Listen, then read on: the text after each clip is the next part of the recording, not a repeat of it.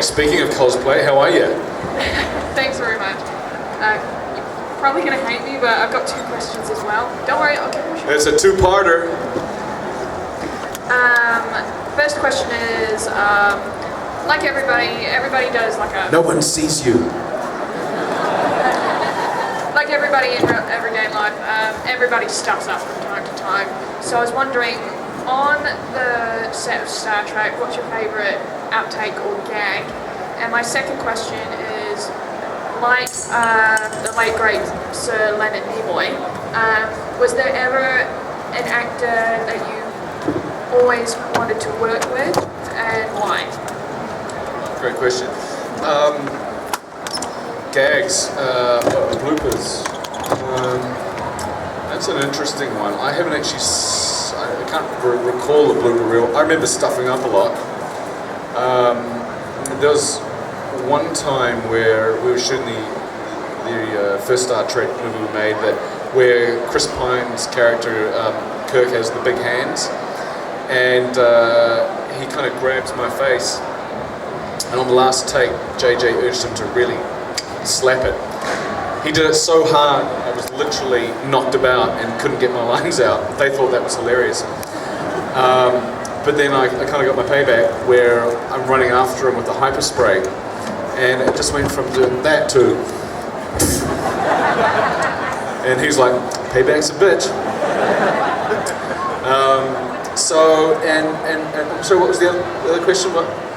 Like the great Sir Leonard Nimoy, was there ever an actor that you've always wanted to work with, and why?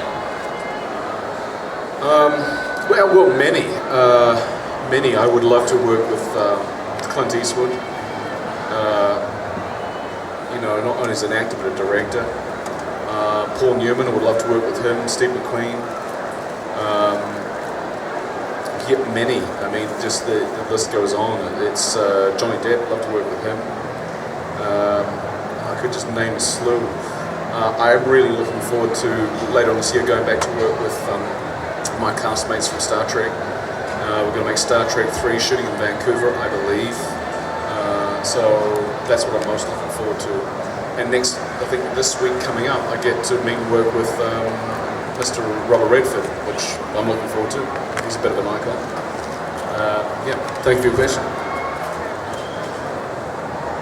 Sorry, I've only just got one question. That's all right, mate. That's okay. You got one question, just one. I'm just going to go, this guy has got the coolest Star Wars blaster. Look at that.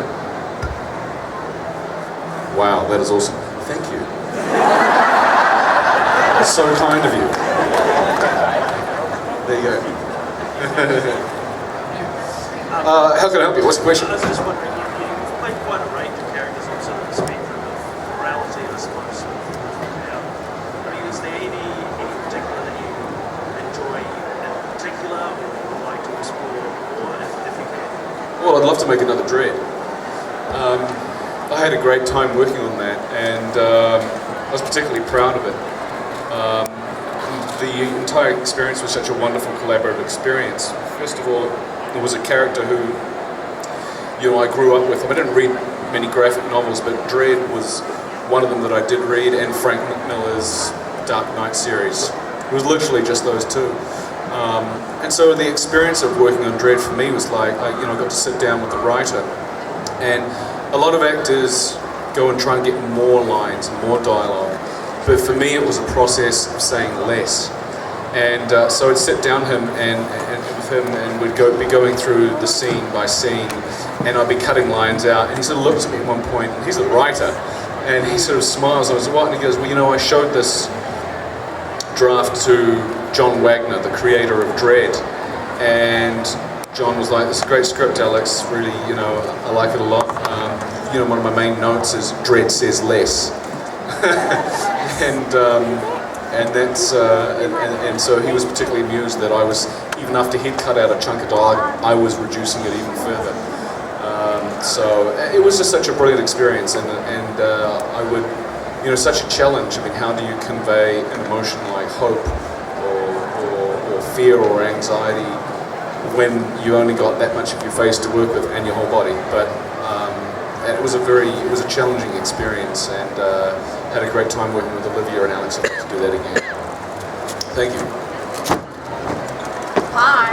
Yellow. I lost a bit, so anyway.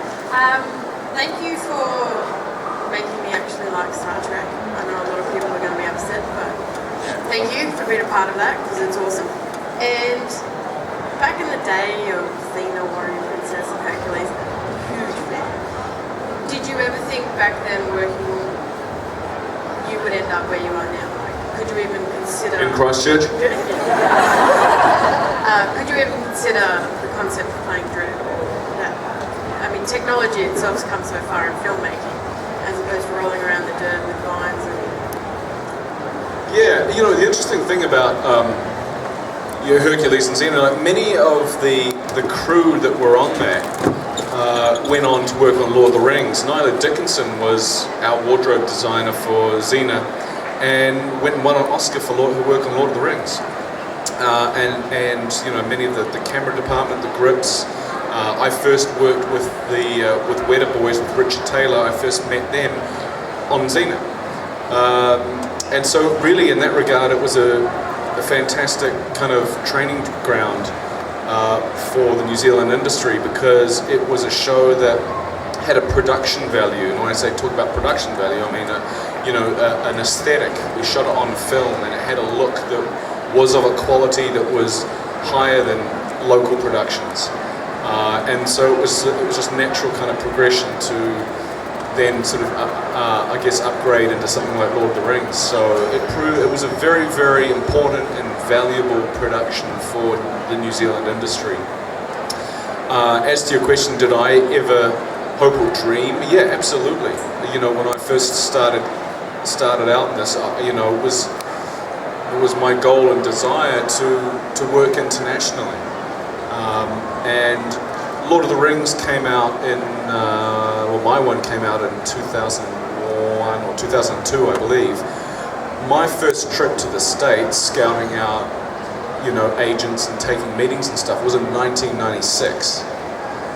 So way before my involvement with that, I was already looking at Los Angeles as, you know, because a lot of New Zealand actors would make the jump over to Australia and kill a few years, you know, there, and then perhaps go to LA or not, or London. But to me, it was just like, I'm just going to go straight for the jugular,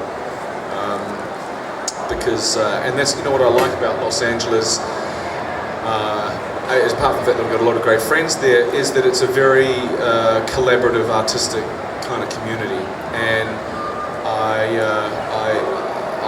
it excites me that every day that I can get up and go and actually be proactive about meeting people, about working on potential projects, and that's hard to do in this country. It's just the industry's so much smaller here, and there's only a finite amount of films that get made. So for me, it was kind of an inevitability. It's like, well, I either stay in New Zealand and have to supplement my income, or you know, work internationally. So that's what I did. Thank you for the question. Hi Karl, I have one question, and that's if you have any special tricks that you use to be successful at auditions. At auditions? Yep, to get the role. I like to lie. Say you can do it. By the time you can't, by the time they find out you can't, it's too late. And you probably learn how to do what you've lied that you said that you could do. So that's the best piece of advice that I could give. No, just jokes. No, seriously, lie. No. Yeah, that is a good question. Look, you know, I find that the more that you invest in yourself, the more that you invest in your craft, the better prepared you're going to be, and that's the best thing you can do, is be prepared. And I've said this many times, but you know, I always think about a boxer. A boxer just doesn't come out of the corner of his ring and that's the first punch that he's throwing. He's trained.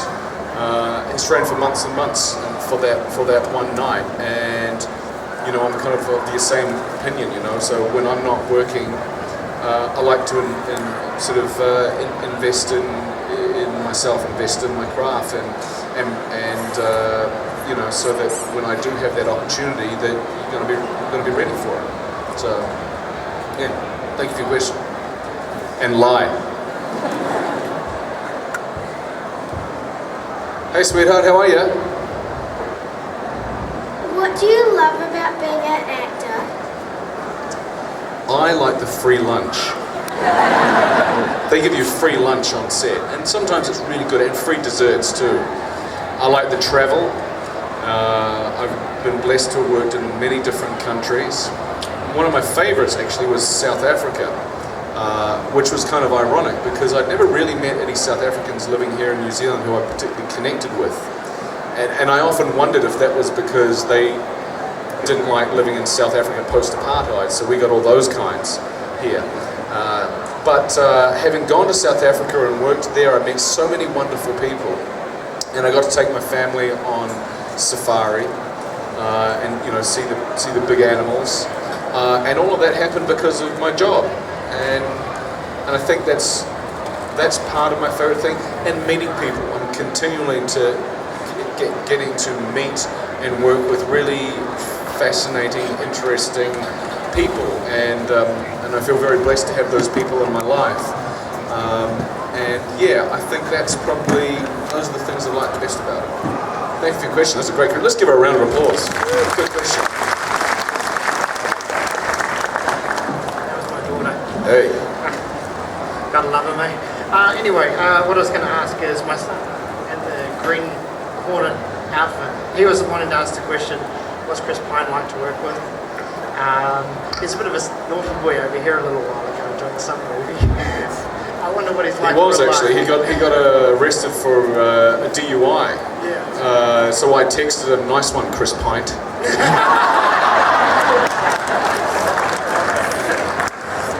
That's going to be my name from now. Hey, Pint.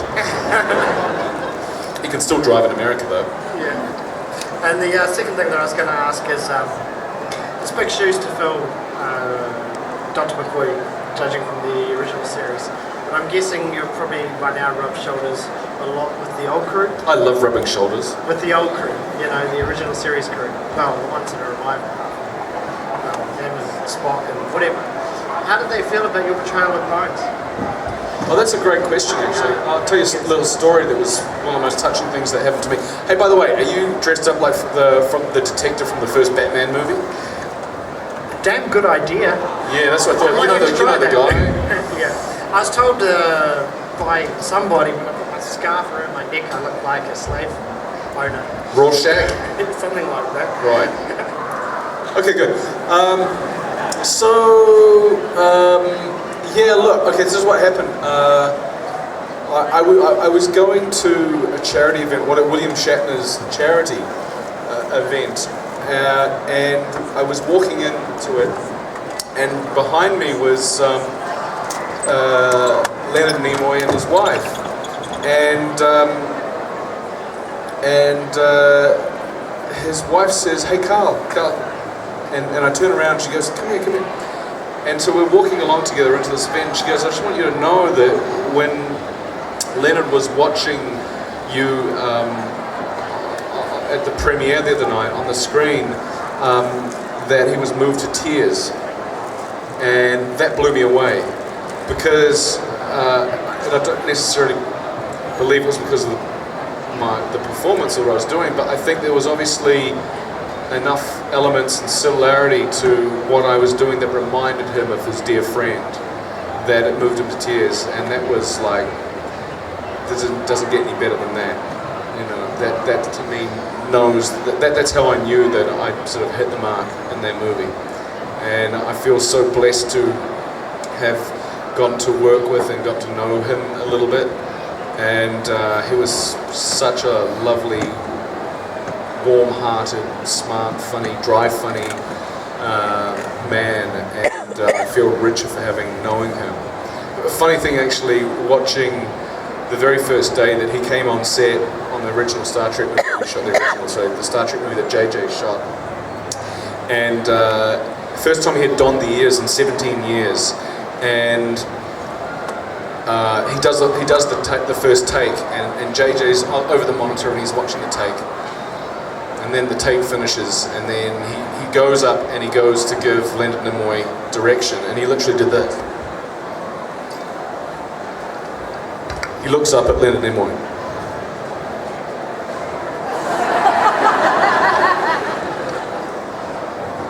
Yeah, exactly. I saw him get halfway over there and suddenly realised, oh my god, I'm going to go and give Spot direction.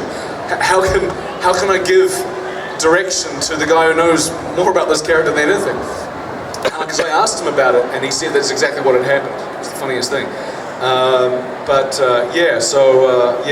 were all very, very saddened, and we feel a great loss. I'm speaking for the cast, my castmates, and for JJ and those guys. That he was such a wonderful man, and our lives are so much richer for having worked with and getting to know him. We've probably got time for one more question, so no pressure. Frozen? Yeah? Frozen. Is it cold in here? No, you're cosplay. Is it Frozen? No, it's Princess Kenny from South Park. From what? South Park. South Park. I was so close. Recently I came into possession of a movie from the year 2000 called The Price of Milk. Very strange movie. What was it like working on that one? Yeah, Price of Milk. It was a great film to work on, actually. We had no script for that. Well, the director would actually write the script during the week, and then we would turn up on like a Thursday or Friday and shoot till Sunday, and we would get the pages on the day. And that's not normally how I like to work. What I did at that time, like to really sort of think about what I was doing, and so to kind of contract that process was a challenge for me, but it was valuable because it taught me to work on my feet, to think on my feet. That was the film that Peter Jackson saw, and based on that offered me the role of Aemma in Lord of the Rings, because Peter was good friends with Harry Sinclair, the director, and Harry took a rough cut of The Price of Milk down to show Peter. So it was wonderful for me in that regard. But yeah, it was a great experience. I had to swim naked in a vat of milk. I couldn't eat ice cream or any milk products for a long time. And I smelt really badly after that too. Milk. I wouldn't recommend swimming in it. Or doing anything else in it, for that matter. But yeah, some of the humour in that, I think, was in line with some of the Flight of the Conchords kind of, that dry humour, and it's a very similar kind of vein. I love those guys, what they've accomplished. Funnily enough, to tell you a story, I was in Los Angeles once, walking into a doctor's office to get a medical for a film that I was doing. And I came out and I hear this, "Hey Carl," and I turn around, it's these two guys, and they said, "Oh yeah, we're in LA, we're sort of pitching a TV show," and I'm like, "Oh yeah, good for you," yeah. And it's like, "Yeah, you guys, you're doing really well, and we want to, do what you're doing." And I'm thinking, yeah, right, good one. Good luck, guys. Jermaine Clement, Brett McKenzie, Fly the Conchords. Hey, I think that's all we got time for. I want to thank you very much. You've been a wonderful audience, and thank you again for having me in this great city of yours. Thank you. Thank you very much.